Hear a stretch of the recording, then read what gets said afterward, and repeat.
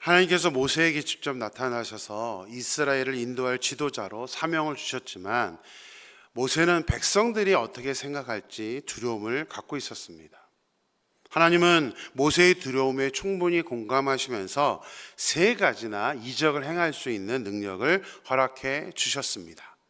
지팡이가 뱀이 되는 이적과 손을 품에 넣었다 빼면 나병이 걸리고 다시 넣었다 빼면 또 치료가 되는 그런 이적, 그리고 마지막으로는 나일강물을 떠다가 이제 땅에 부으면 피로 변하는 그런 이적을 행할 수 있게 이런 능력을 허락해 주셨습니다.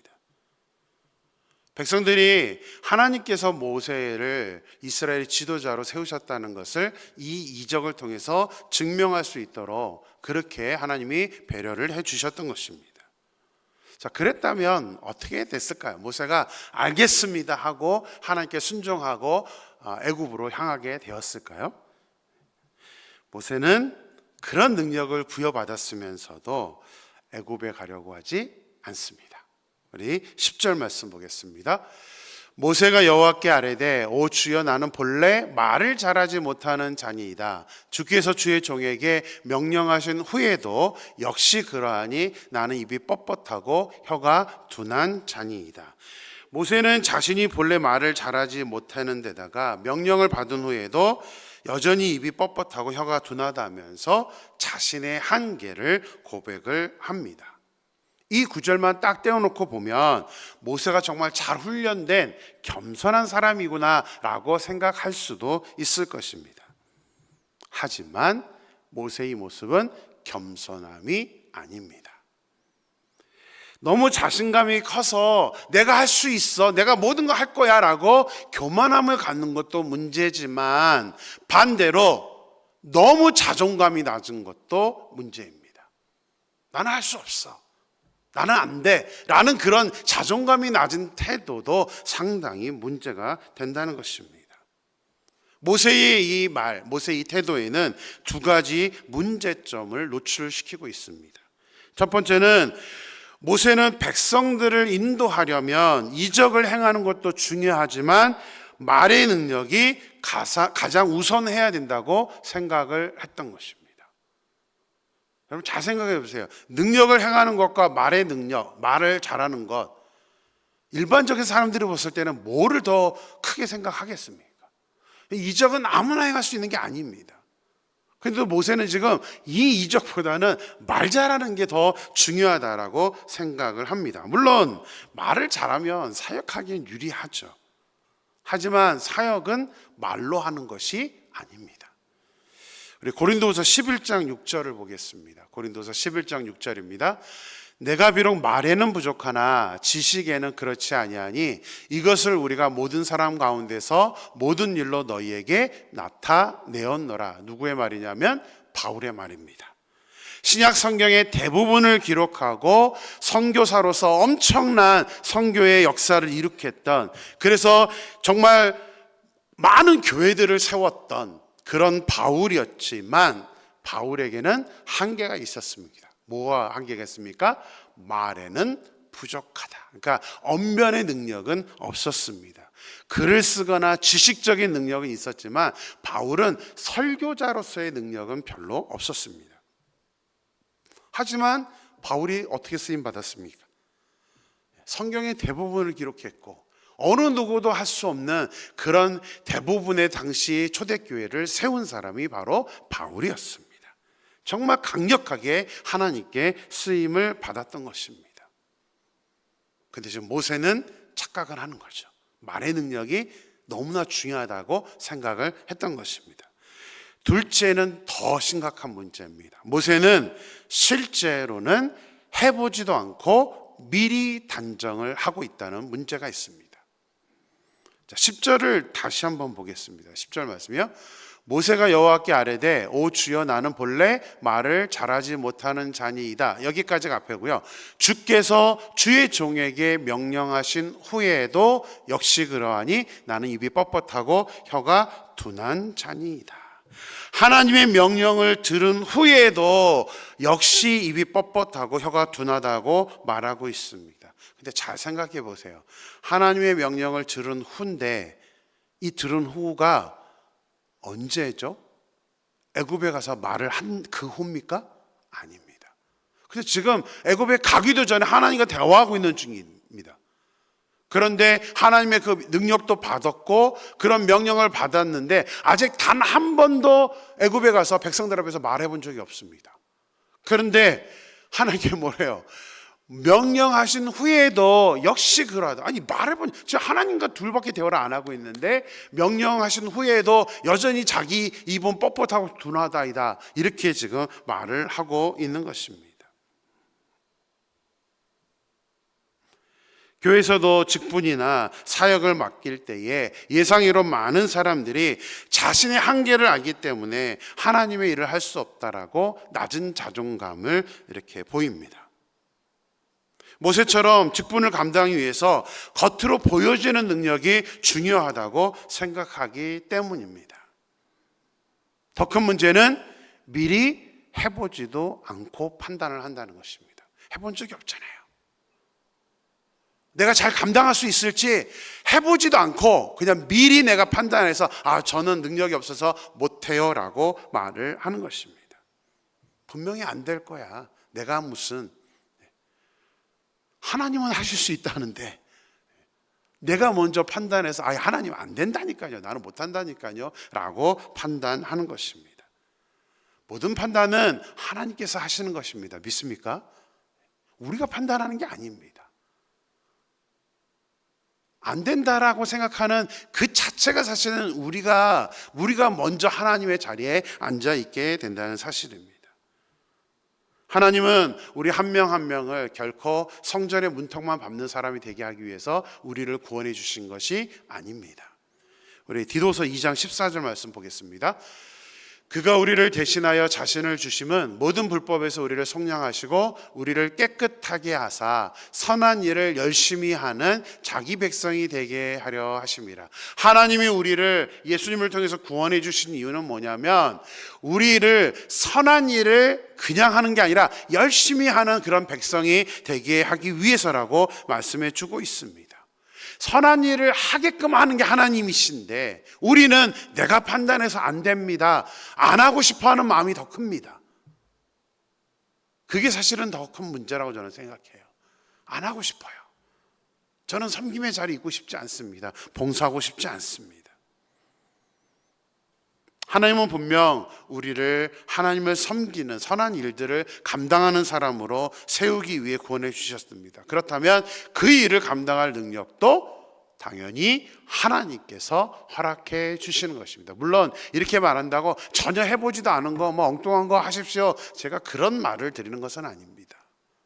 그래도 적어도 우리가 예수님을 믿고 있다라면 내가 어느 곳에서라도 내가 하나님을 위해서 헌신하는 자리에 있어야 된다는 것을 말씀드리는 것입니다. 능력은 하나님께서 채워주십니다.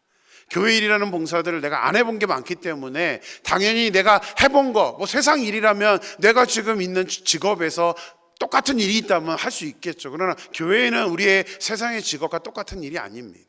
전혀 우리가 하지 않았던 그런 자리들이 많기 때문에 누구라도 해보지 않은 자리들이 많습니다. 그러나 그런 봉사 자리에 있는 사람들도 보면 다들 해보지 않았지만 교회에 와서 하나님을 섬기기 위해서 또 이렇게 사역을 하다 보면 또 그 일들에 대해서 하나님이 채워주시는 능력으로 잘 감당할 수 있게 되는 것입니다. 우리 하나님의 표현을 보십시오. 11절입니다. 11절 말씀 보겠습니다. 여호와께서 그에게 이르시되 누가 사람의 입을 지었느냐, 누가 말 못하는 자냐, 못 듣는 자냐, 눈 밝은 자냐, 맹인이 되게 하였느냐, 나 여호와가 아니냐. 무슨 말입니까? 말을 잘하고 못하는 것은 누구 손에 달려있다는 거예요? 하나님께 달려있다는 겁니다. 하나님의 손에 달려있습니다. 우리에게 있는 게 아닙니다. 12절 말씀도 보겠습니다. 이제 가라, 내가 내 입과 함께 있어 할 말을 가르치리라. 하나님 뭐라 그래요? 모세가 나는 말 못하고 뻣뻣합니다 그랬더니 그냥 가, 내가 너 말하게 해줄게.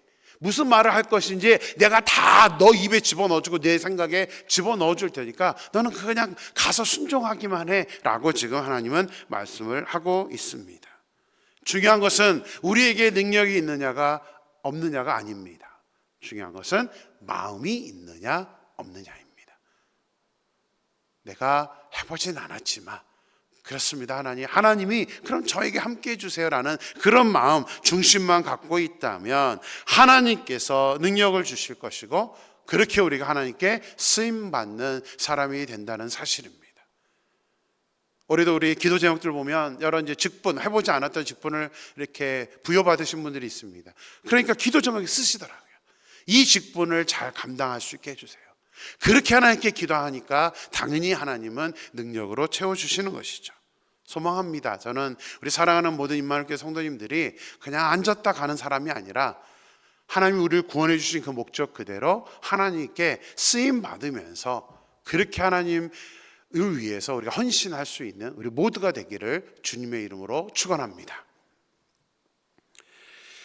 지나치다 싶을 정도로 낮은 자존감을 보이면서 애굽에 가서 말도 해보지 않았으면서 아직 한 개도 뭔가를 해보지도 않은 그런 모세였지만 그냥 자기는 언변의 능력이 없습니다, 말의 능력이 없습니다 라고 그렇게 말했지만 하나님은 내가 다 넣어줄게, 내가 다 함께 해줄게, 말할 수 있게 해주겠다라고 약속을 해주셨습니다. 이적을 행하는 능력도 허락하셨고 말을 할 수 있는 능력도 허락을 해 주셨습니다. 자, 그렇다면 모세가 순종해서 애굽으로 갔을까요? 이제는 갈만하잖아요, 그죠? 능력도 있죠. 자기가 고민했던 말의 능력도 가졌으니까 그냥 순종하고 아멘하고 갈 수도 있는 그런 모습이었습니다. 하지만 안타깝게도 모세는 또 한 번 거절을 합니다. 모세의 훈련이 너무 과도했던 탓일까요? 광야에서 40년 동안 너무 자존감을 하나님이 없애뜨린 것일까요? 누구도 가질 수 없는 능력을 보유하고 있으면서도 보낼 만한 사람을 보내라고 말하고 있는 그런 모세를 보면 모세는 지나치다 싶을 정도로 지금 낮은 자존감, 또 낮은 자존감만이 아니라 하나님께 쓰임받고자 하는 마음이 없었다는 것을 보게 됩니다. 자, 만약에 여러분이 하나님의 입장이었다면 이런 모세를 어떻게 했을 것 같습니까? 어떻게 반응했을 것 같습니까? 저 같았어도 아마 그냥 알았어, 그만해라, 너는 아니다 라고 다른 사람을 세웠을 것 같습니다. 하나님은 얼마든지 다른 사람을 세울 수 있습니다. 우리가 착각하는 것 중에 하나가 내가 이렇게 뭔가 봉사의 자리로 제안을 받았을 때에 우리는 그냥 단순히 나만을 생각합니다. 내가 제안을 받았다는 사실은 정말 기뻐해야 될 일입니다. 하나님은 내가 아니더라도 누군가를 하나님이 사용하실 수 있다는 건데 그래도 나에게 제안을 했다는 것은 감사할 일입니다. 하나님도 이제는 그만해라 이렇게 말씀하실 것 같은데 그래도 모세를 세우자 하는 마음이 있어서 그런지 그냥 이제 어르고 하는 그런 모습으로는 이제 반응을 하지 않습니다. 14절 말씀 보겠습니다. 여호와께서 모세를 향하여 노하여 이르시되 르이 사람 내 형 아론이 있지 아니하냐, 그가 말 잘하는 것을 내가 아노라. 그가 너를 만나러 나오나니 그가 너를 볼 때에 그의 마음에 기쁨이 있을 것이라. 하나님도 얼마나 답답하셨는지 모세를 향해서 화를 내셨습니다. 그런데 그냥 화를 내고 그만해라가 아니라 그래도 애초에 하나님이 모세를 훈련시키셨고 모세를 사용하시기 원하셨기 때문에 이제 모세에게 그렇게 고민했던 말하는 문제에 대해서 말의 능력을 모세에게 주는 차원으로 끝나는 것이 아니라 하나님은 한 가지를 또 약속해 주시죠. 그게 누굽니까? 모세의 형 아론을 모세에게 붙여주십니다. 그러면서 아론은 말 잘하는 사람이었기 때문에 아론이 이제 같이 동역을 할 수 있을 것이다, 이렇게 도움을 줄 수 있을 것이다 라고 제안을 제시해 주십니다. 하나님은 쓰임받기를 원하는 사람에게 능력도 주시지만 더불어 하나님이 또 하나 약속해 주시는 게 뭐냐면 좋은 동력자를 붙여주시는 것입니다. 좋은 동력자. 어느 누구도 혼자서 일을 할 수는 없습니다. 반드시 좋은 동력자, 또 좋은 만남의 축복이 필요합니다. 16절 말씀을 보겠습니다. 그가 너를 대신하여 백성에게 말할 것이니 그는 내 입을 대신할 것이요 너는 그에게 하나님같이 되리라. 너는 그에게 하나님같이 되리라. 이 말씀이 저에게 큰 도전으로 다가왔습니다. 하나님은 모세에게 형 아론을 동역자로 그렇게 주시면서 아론이 마치 하나님처럼 모세에게 힘이 되어 줄 것이라고 지금 약속을 하고 있는 것입니다. 우리가 하나님께 쓰임받고자 했을 때에 하나님이 주시는 약속이 바로 모세에게 주신 약속과 동일합니다. 그래서 저는 이 만남의 축복이라는 것을 너무나 크게 생각합니다. 그래서 저 먼저 여러분들이 이렇게 느껴질 정도로 제가 먼저 여러분들에게 좋은 동역자로서 여러분들 앞에 서 있기를 저는 간절히 소망합니다. 처음 와서 제가 설교했던 것처럼 저는 여러분들에게 만남의 축복이 되어주는 그런 사람이 되기를 저는 간절히 소망합니다. 그런데 그것이 저만이 아닙니다.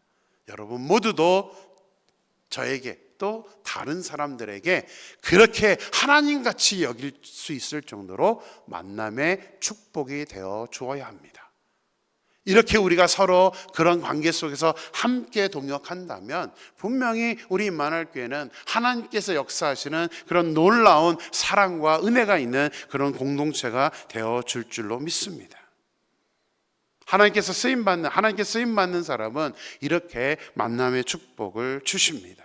우리 모두가 이런 만남의 축복을 함께 누릴 수 있었으면 좋겠습니다.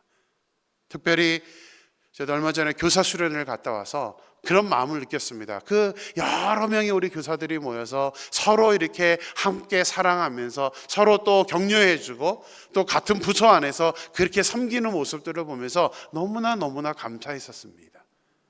참 이 교육부서만 봐도 너무 은혜이고 우리 찬양팀 다 마찬가지입니다.